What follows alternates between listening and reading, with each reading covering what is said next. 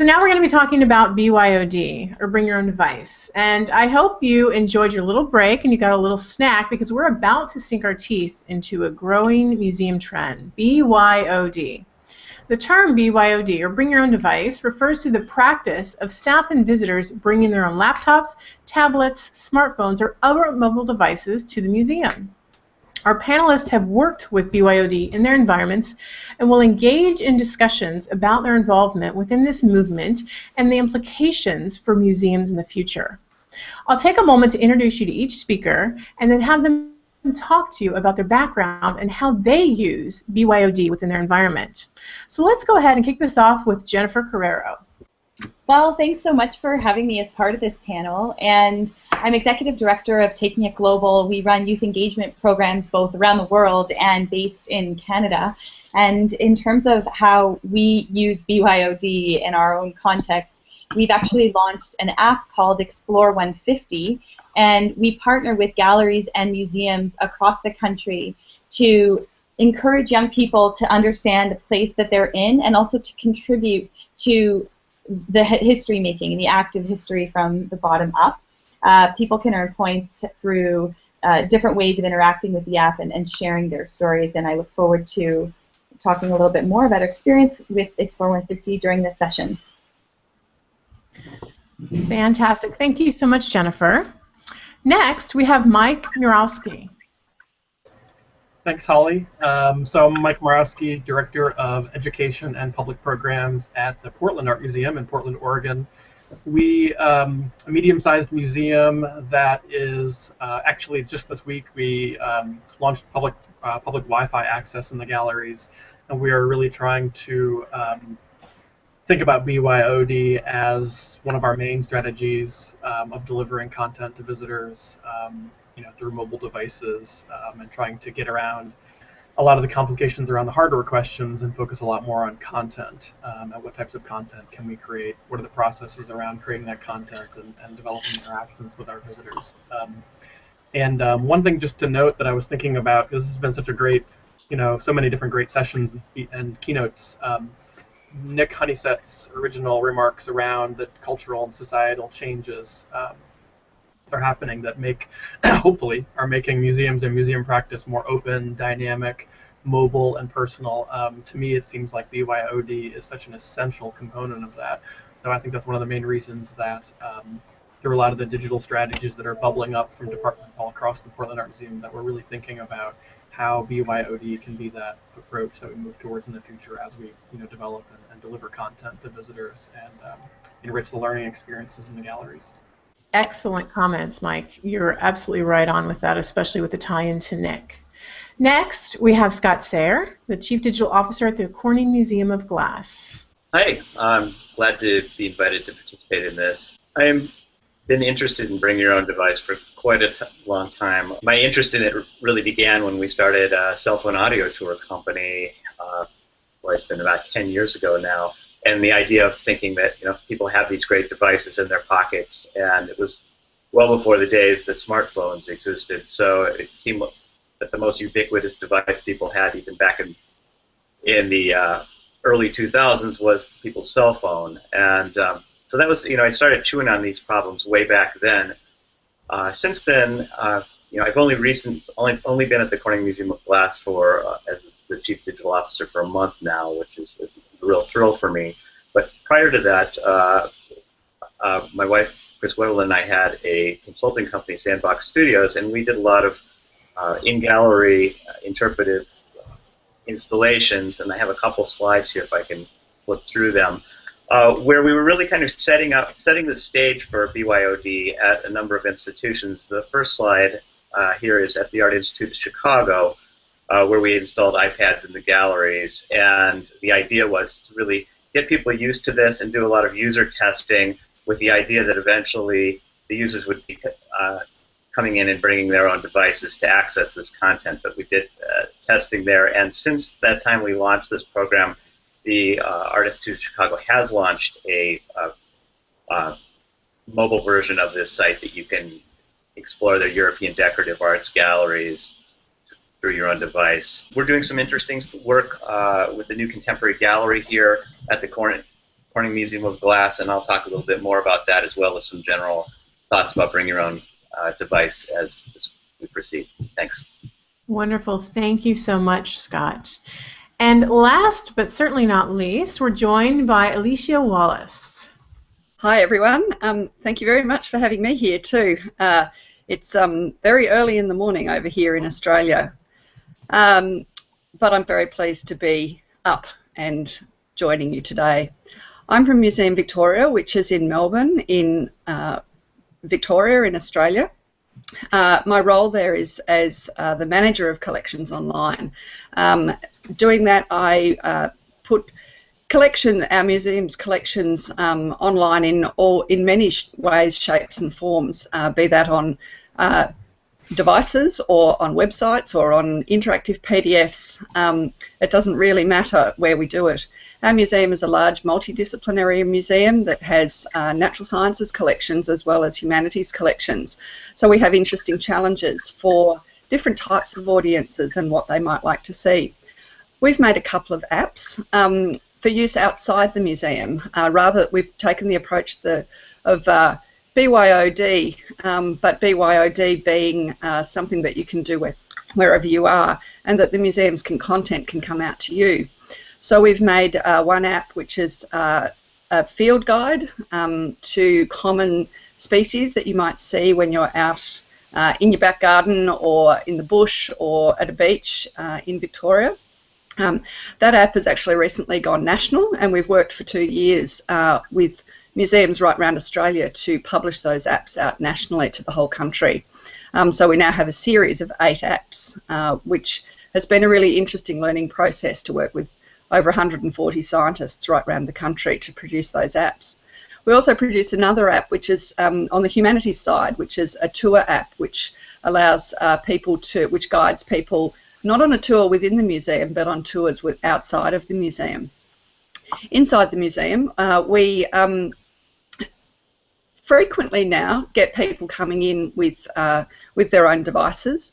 We've had to put a lot of effort into installing Wi-Fi in our building, which hasn't necessarily been an easy technological challenge to do. And we also now have a number of programs and apps where we're encouraging people to either use devices that we supply or come in with their own devices. What we're finding with educators in particular is that not very many yet are bringing class sets of devices, or we're not seeing all that many devices coming in, except in the teachers' pockets. And it's the teachers who are bringing devices, but they seem to be mainly documenting the excursion rather than actually trying to run programs on the device. We're working to provide some programs on devices that people are bringing in, and we've got some experiences to share with you about that today. Thanks. Wonderful, and you actually led us beautifully into our first discussion. So what are the infrastructure challenges in supporting BYOD within your museum, gallery, or library venue? I'm really interested to hear what these might be. So who would like to kick us off? How about Mike? In terms of infrastructure challenges, I think many of us have talked about this. One of the hardest things is getting allowing people to have consistent access, consistent connectivity throughout an institution. And I think that's even across public spaces and staff spaces, because I know as we think of BYOD, it's how can staff and visitors to a museum connect with content, experiences, social media on a consistent basis. We've had just test launching public Wi-Fi now in all of our galleries as well as office spaces. But we've had content that we've been struggling to deliver to visitors via their own devices for a while now, and I think it's been something that we have to, we can only start to be successful at it is if visitors can actually access that on a consistent basis. As soon as there's frustrations, as soon as there's a gallery that doesn't have it or a space that doesn't have it, it becomes lack of success and it starts to fail, and we can't get that. So I think that's one of the infrastructure challenges that I hear a lot, and we're trying to address that by having Wi-Fi. I know that it's not going to be a perfect fix right away. We're going to have to keep testing and trying to figure out how to get more and better access out there. But it seems like to me that's one of the biggest infrastructure for an institution that's working on delivering content within its walls. Excellent, thank you. And how about I kick this over to Scott? So there we go. I don't know how well you can see this slide, but I'll walk you through it. This is something I've been thinking about a lot, and it started way back again with getting people to pull their cell phones out of their pockets. You know, one of the big challenges actually is awareness and getting the visitor to even understand that this is available. You know, a lot of visitors would walk in the front door of museums and they'd see the big racks of acoustic guide or antenna devices, and that in itself was marketing. And these types of programs we're working with now are basically invisible to the visitor unless we really kind of get them to think about it. And not only get to think about it when they walk in the door, but even before they do, so they make sure that they have their device on them and it's charged up. So I just wanted to walk through this really quickly, and I think we could use it as a jumping off point for some of the other speakers as well. But along the left-hand side of this graph or this chart is what are the different opportunities that Bring Your Own Device provides, and at the same time, all the challenges. So the first one, as I was talking about, is awareness, and from the visitor's perspective, do they know about it, and what can the museum do about it?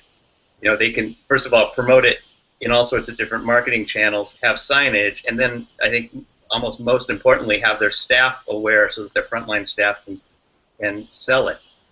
The second line is, these are, I guess, the best way to look at what is in the left-hand column these are all potential points of failure where Bring Your Own Device won't work. You could have a whole list like this if you're handing out devices or it was a cell phone audio tour, but in this case we're kind of looking at this big smartphones. The next thing is, access, and that is, did people actually bring the device? And if you have an app that you're trying to get people to use, did they download it in advance, or are they going? If they are going to download it, are they going to stand in the lobby and wait to download it, which is often a problem? And what the museum can do there is, just make sure that they have a network available for people. The next issue is just compatibility. Is their device compatible? Do you have an iPhone app? Do you have an Android app? Is your design for your web app responsive to the type of device? I think we may have lost Scott for a second.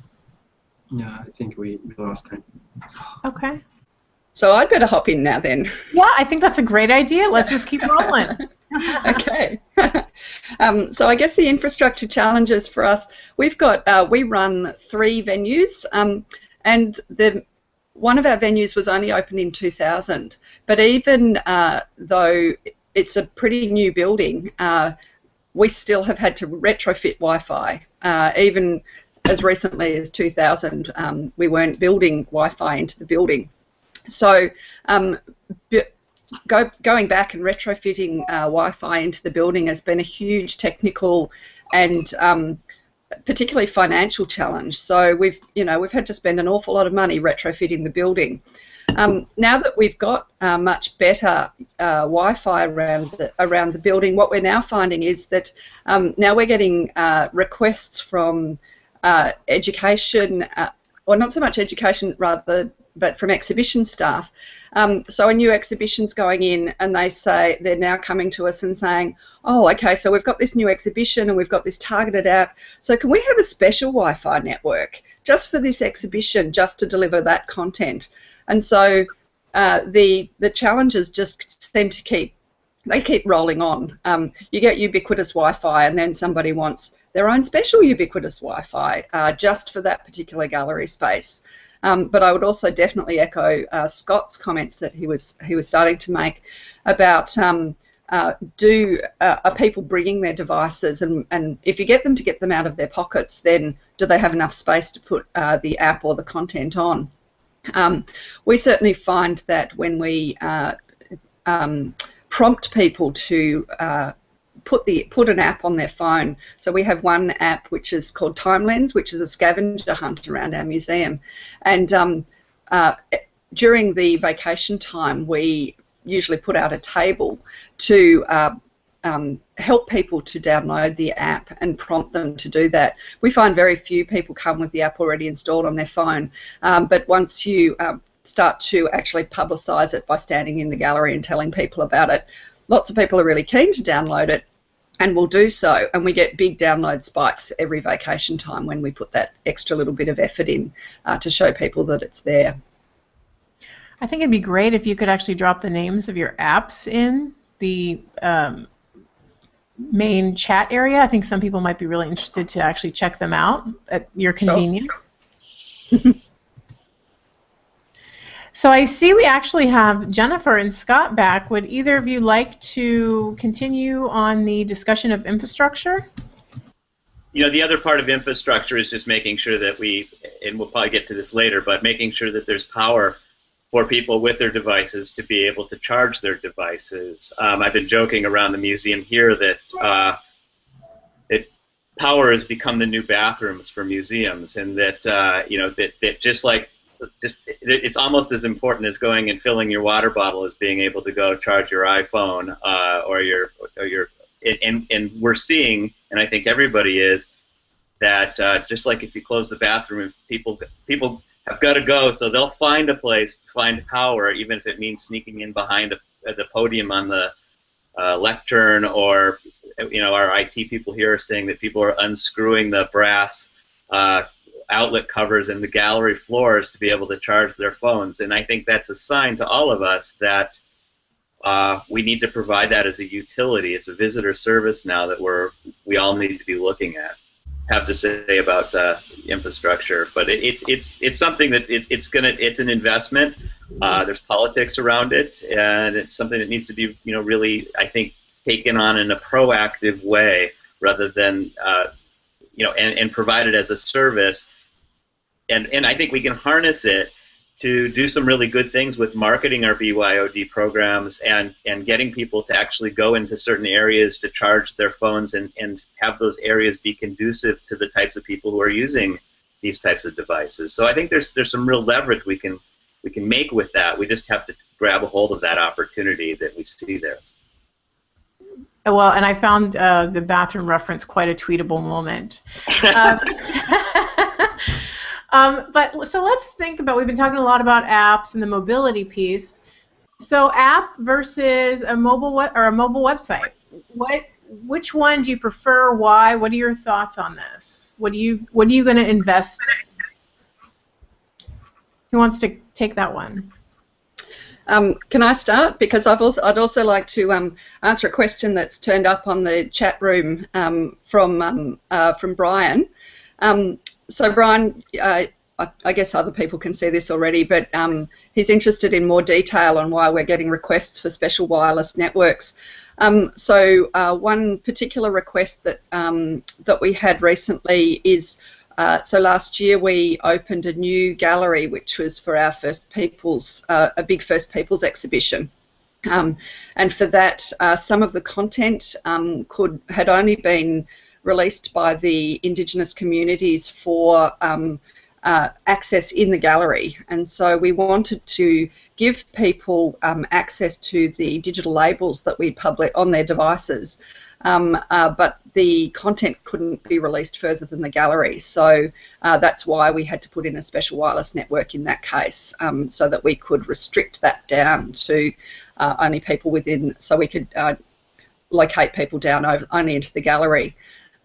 Similarly, we're just about to open in August an exhibition on World War I, which is going to be using lots of iBeacons and location-aware and a location-aware app that goes with that goes with that infrastructure. Similarly, we're putting in a separate wireless network just to that one. In that case, it's not that the content's restricted, but just to handle load is the prediction for that. But then, so on to the question. So Brian, I hope that answers your question. But then on to the question of... oh goodness, I think we may have a freeze here. I can take over for a bit if you want. That would be great. Thanks, Scott. Well, this is something that I've thought about a lot, and there's real pros and cons to both. You know, obviously with an app, the wireless is not necessary. Obviously, your app is going to be pretty big if all your content is residing in your app. And we've seen that. I think Gallery 1 is an example of a very large app. It's very powerful. It doesn't always require network connectivity, at least as it was first released, but it also took 45 minutes to download, which is not something that you can expect people to do in your front lobby. But the native apps do have a lot of advantages in that you can do things like what we've been talking about earlier today with the iBeacon technology is going to be much more compatible and easier to integrate with a native app than it is going to be with a web app. Integrating functions like camera actions, like what MoMA has done with their new mobile experience, is really at this point in time you can have much greater control, and there's a lot of things you just can only do with native apps. But at the same time, it means that it really needs to be kind of a premeditated experience where your visitor is either downloading the app in advance and coming prepared for that, or you're going to have to kind of hand out something to them, because it's way too much, I think, to expect visitors in the lobby to sit and download an app. Though the mobile web, on the other hand, and web apps is much more flexible format and more fluid, with responsive design and the ability to play on multiple platforms pretty easily without actually having to make a different version for different OSs. But again, it doesn't have all the bells and whistles, and you're really restricted with some of the functionality you can have with a web app. So, and as people have pointed out, if you don't have the infrastructure to actually deliver good Wi-Fi in your galleries, then the web app is not going to actually be a good experience for your visitors either. So I don't think there really is a magic bullet at this point in time. I think really the most important thing for people to consider is what they're trying to accomplish with the app, and weigh that against what they can do with one technology or the other. That's some really good insight and advice for people thinking about where to go and where to invest their time and dollars, actually. Yeah. So I know we had Eli hop back in. Do you want to go ahead and continue what you were talking about?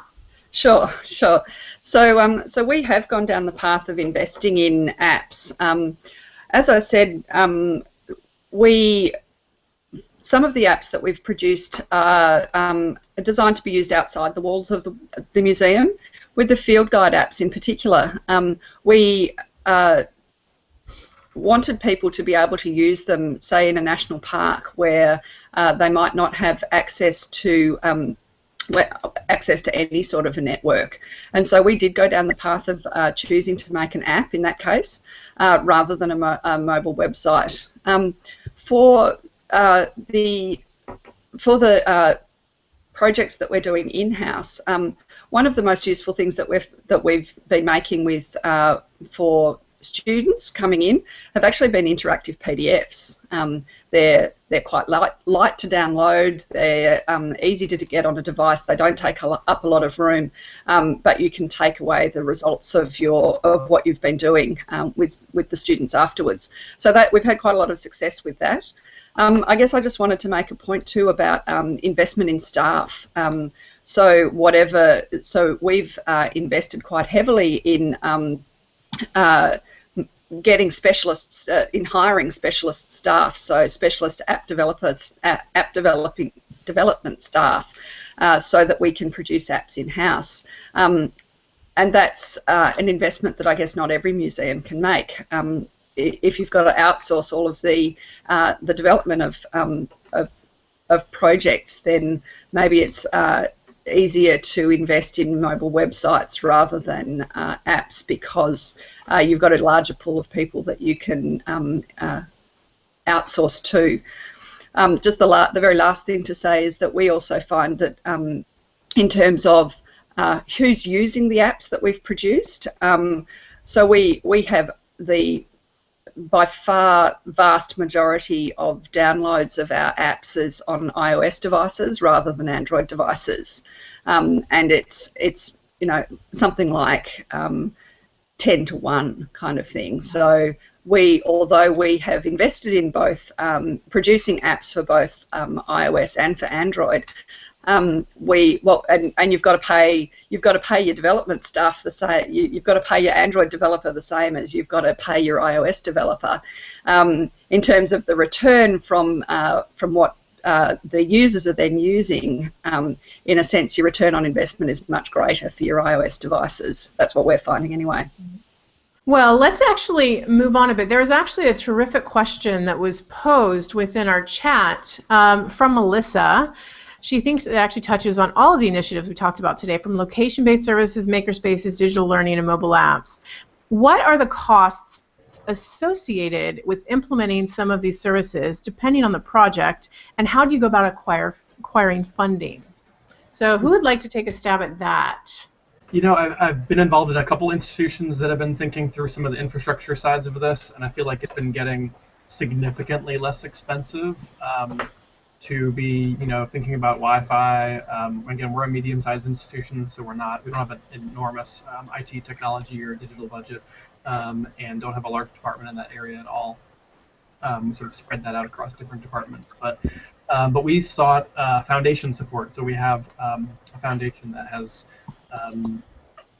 been able to support the Portland Art Museum and is supporting the Wi-Fi expansion of the Wi-Fi access and a lot of that. So that's been successful, but we've still been struggling with a lot of funding that is specific to just our institution, whereas a lot of funding institutions have responded sensibly with the desire to really support developments that will involve multiple institutions, and so putting simple infrastructure within one building, you know, doesn't achieve some of those goals. So it's been a little bit of a struggle in some areas, but we have been successful in getting this funded, and it being a lot less expensive than it would have been, I think, 2 years ago or something like that.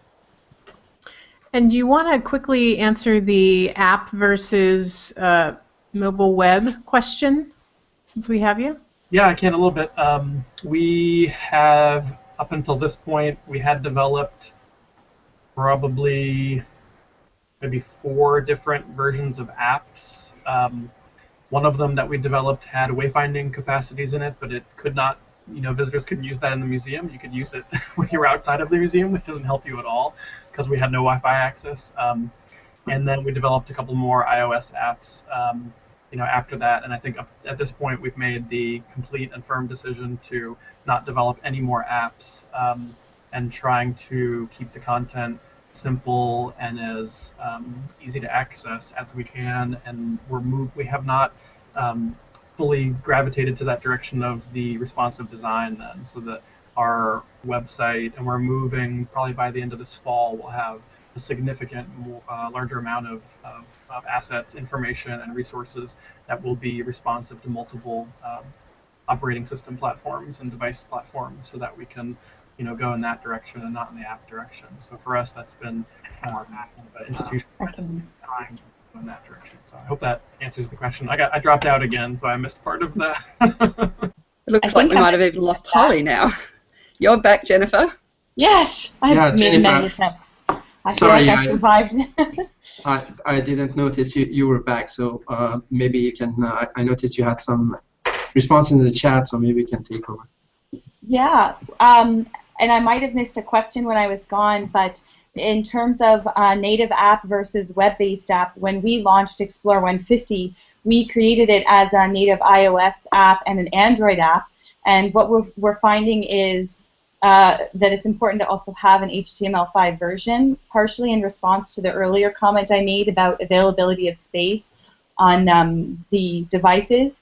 And if there is strong internet connectivity, then the ability for people to participate also just on multiple devices, so not just one device through a singular app, but actually the availability for people to participate. The other thing is, if they do have offline access, that's where a native app could be useful. So in terms of accessing resources, I wrote in my little comment there that we have support from Canadian Heritage, and it's not the full sort of dream budget, but it's enough for us to get going with it. But I'm also hearing a lot of groups wanting to create their own apps, and I think that for a gallery or museum to try to fully build their own app, like on their own, it may not be the best use of resources versus collaborating with other like-minded organizations and creating something together, because there's so much to creating a mobile experience beyond just the technical side, and even content development, but looking at how like visitors can really engage as participants.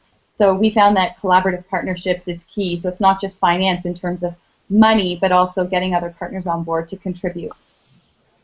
And I would chime in just really quickly to totally support what Jennifer just said, that I think multiple people have recognized the need to really collaborate. I think it really goes along with some of the openness and open source ideas that we're trying to really support here, is having networks of museums come together on a lot of these resources. And I think just like this, but continuing to have these really open dialogues about lessons learned, and every month there's 5 new location-based service opportunities available, and 2 museums will test this one and that one and all that. So I think in addition to developing apps, opportunities, platforms, collaboratively as institutions and working together, I think learning from each other on a weekly basis, not an annual basis, is really important.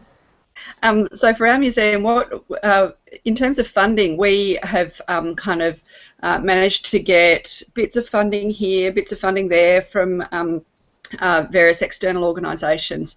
It's never really been enough to do the whole project, and so what we end up doing is putting all those little bits of funding together to allow us to employ one person, kind of thing.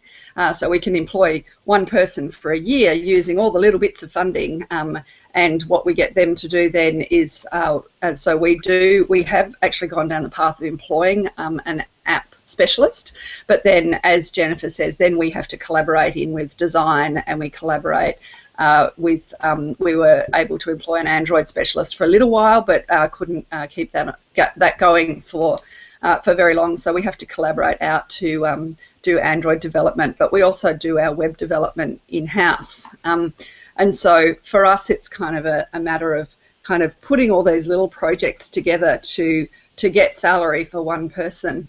But on Mike's point about open source, what we did with the field guide apps, as well as collaborating with all of our partners around Australia, we've actually made the code open source, which has given us great opportunities for collaborating with other organisations. And I think about 5 or 6 other organisations now have taken the code and have been able to produce their own field guide apps now using our code. And that's been fantastic for us to be a part of, and really pleased that other people have taken up our code and used it as well. Scott, I have your slides. Do you want to comment them? I just put them out on SlideShare, and if folks can, I think they're fairly self-explanatory, and if people want to just go and download them from SlideShare and take a look at them, they certainly could tweet or email me if they have any questions about it. But I just wanted to kind of lay out what I saw were the various points of failure and what the visitor's experience is and what the museum can do about it. So I don't want to take over too much of the conversation regarding that, because I think we have a lot of ground to still cover. Yes. So I actually want to change the conversation just a bit and ask all of you, what are the implications for teaching and learning when it comes to BYOD, especially in your environment? Since you were just talking, Scott, do you want to take this and kick it off? Well, I obviously what most of us are doing with BYOD content is providing educational context for our collections and educational experiences surrounding our collections. One of the things that I think we should, when we're talking about this, we often think of this and what that experience is.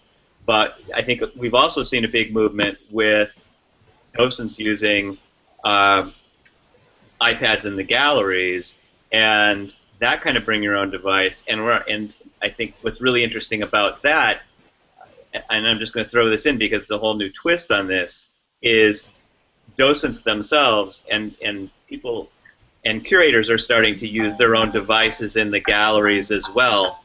And so we're providing a whole different layer of educational resources through those people using those as additional supplemental materials they can bring into their group tours and one-on-one experiences, rather than it all be this kind of technology-mediated experience. That's a really good point. Thank you. So how about Jennifer? Do you want to hop in on this? I would love to. I in thinking about the Explore 150 app as an example, there are two dimensions for teaching and learning. The grade 9 curriculum for Canadian history. Now, each province and territory across Canada is a little bit different, but one of the important questions and skill sets for students is to understand historical significance of key dates and key places. And so one of the things we're trying to tie the app into is to provide both little snippets of information through these discovery quests that are different questions about historical places and facts, and then to have them respond through a guestbook entry and share what is it about this place that is significant to you. So basically allowing people to, and then the motivation for people to use it is that they can earn points and see these different levels. So this aspect of gamification is also, I think, an important element of the experience. And so it really makes learning fun and rewarding as they compare also with their friends and share with their friends. And the other aspect that we're just growing in this experience for the app is the ability to create adventures. So more deeply understanding one specific place is one lens, but the other lens is with your friends visiting, whether it be multiple exhibits within one museum or perhaps within a city, creating citywide partnerships to visit multiple natural and historic and cultural sites. Thank you, Jennifer. How about we hop over to Eli? Sure. So I, in preparation for this, I talked to some of our educators and asked them what they thought about what people were doing, whether people were bringing devices in. What they told me was that in their experience, the teachers will often have a device, but very few, in their experience, not very many students are bringing their devices.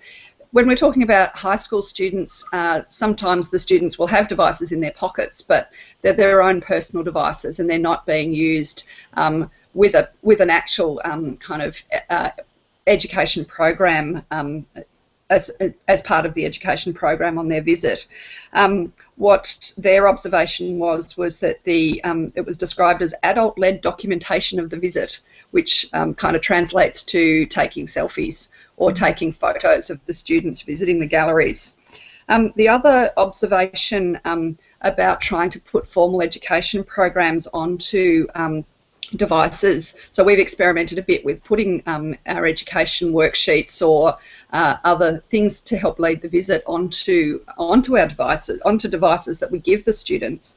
And the experience there is that our spaces are so rich and so immersive that the device is actually a bit of a distraction from looking at just being and participating within that really rich immersive space.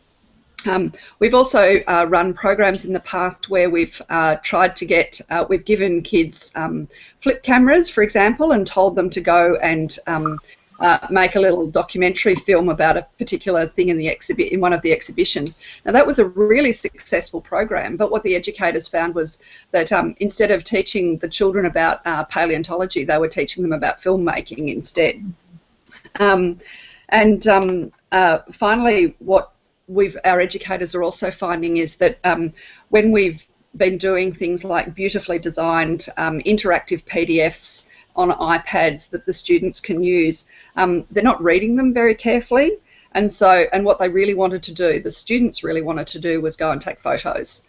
So we've tried to look at some different technology that will allow them to take photos, make videos, do the things that they actually respond to what the students want to do. And so what we've also had to do is mix it up. So some of the content is delivered on a device, and some of it is a laminated card, and some of it is, you know, maybe a little video camera. So we've had to be quite clever about how to engage the students in a number of different ways, and not just have the whole education component of the program delivered on the device. Sounds like flexibility is key to keep them engaged. It's nice to hear you guys are trying to move to doing that too. Yeah.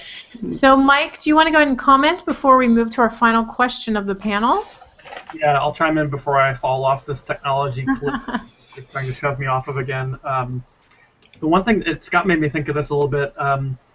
When I've been reading a little bit about technology, there was some great stuff that came out of Spain in terms of just digital age and museum education, and they were talking about thinking about museums in the environment of what it means to be knowledgeable versus knowledge-enabled. And instead of people coming to a museum because it's a knowledgeable place, staff are knowledgeable, and we create the resources and distribute it to our audiences. It's interesting to think about. I think we are all thinking more about, you know, how museums become places that enable access to knowledge, which expands so far beyond our walls and our knowledge and our understanding of our collections and objects and, you know, the things that we sort of preserve and collect. And I think, you know, opening up to those natural search and seek behaviors, you know, and some of you have mentioned, you know, just kind of opening up into those, you know, behaviors that students on school tours, you know, they're you know, especially high school students, are likely to jump online and Google something to try to figure out more, versus perhaps, you know, asking a docent might not be their #1 natural response to having a question about something. They're going to search for it. They're going to, you know, they've been, and they're increasingly gaining a lot of incredible skills to be able to find the knowledge, and perhaps museums can play a role in kind of helping, you know, in that process of sort of, you know, being, you know, better, not, you know, enabling knowledge seekers and knowledge searchers. But the idea of having, you know, even just docents, museum staff, and visitors pull up websites that are not the museum website seems so open and empowering to, you know, people that have, I think someone said every hour there's 10,000 hours of YouTube videos going online, and I don't know how many Google bytes there are of information every day going up on the internet, but I mean, a lot of that stuff is really applicable to what we're trying to learn about our objects and share about our objects. And so, you know, kind of opening up how we can enable those connections through devices, through people using their own devices, their own search desires, and their own sort of desires to want to go out and seek that information.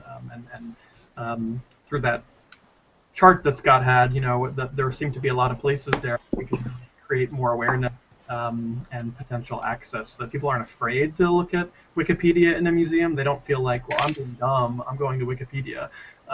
Because I know curators go to Wikipedia too. I know they do. So I think it's just, you know, being a little bit more open about where we can find knowledge, and enabling those connection points.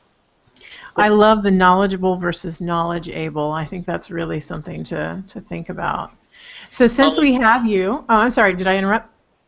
This is Scott.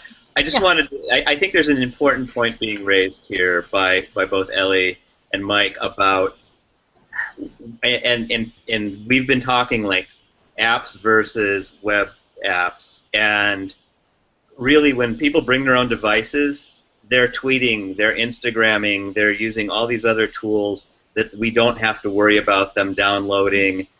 Their tools are already familiar with, and you know, one of the things that BYOD has is that whole tool set, and we, you know, I think we all need to constantly think about that stuff being the low-hanging fruit and how to better utilize those things and encourage, you know, we were just talking today because we do these live glass demonstrations about people potentially putting up a Twitter fall of people in the audience asking questions, you know, during the glass demonstration. That would be a BYOD thing where people are using their mobile devices, and it would be an interactive educational experience. So I think we need to, at the same time, maybe say it's not all about an app or a web app. It's about trying to think about how to get people to use these devices in educational ways in the galleries. Can I jump on that one? I have something to say here. I really like the direction of not focusing on that one singular app and looking at also creating these immersive experiences that ultimately provoke a response, and really technology through whatever device that people are using is a vehicle to channel that emotional response or that pursuit of knowledge. And I think that the role of a museum in creating an experience that is in the physical world could really be those prompts, and just to seed and catalyze where and how you might want to channel that energy or that emotion, like as in the Canadian War Museum, and there was a really powerful question related to what creates war, and what is acceptable and what is not acceptable, and these very powerful heavy debates. And so you go through this experience, and then you're asked these questions, and even giving a hashtag, and maybe it's not creating, maybe it is just using Twitter or Instagram, and just even with the photos. One of the challenges we have in Explore 150 is actually called Photo Spot. And what you find with young people is, well, some people may want to keep snapping photos of themselves, but typically it's more of a, guess where I am with my friends. So allowing that this is what they're going to want to do anyway. So designating a space that is really photo friendly, and allowing and encouraging people to use that space as their backdrop with their friends. And then they probably, they've done it. Like, there's only so many photos you're going to take of a certain site, so that's why we've taken advantage of this concept of teens love taking photos of themselves, so call it a photo spot. Well, what a great way to wrap up this really incredible conversation that covered many landscapes. And I want to thank all of our panelists on behalf of the NMC, Eli, Mike, Jennifer, Scott. You guys were really fantastic. I wish we'd had 2 hours to engage even further in this discussion. Make sure that you check out the archive, and then also we have the chat that you can also look at. We had Gretchen actually post a great resource as well, so please utilize that. Thank you once again, panel. And we have Alex coming on in about 5 minutes to do final thoughts and then introduce our final keynote. So thanks, everybody, and we'll see you in about 5 minutes.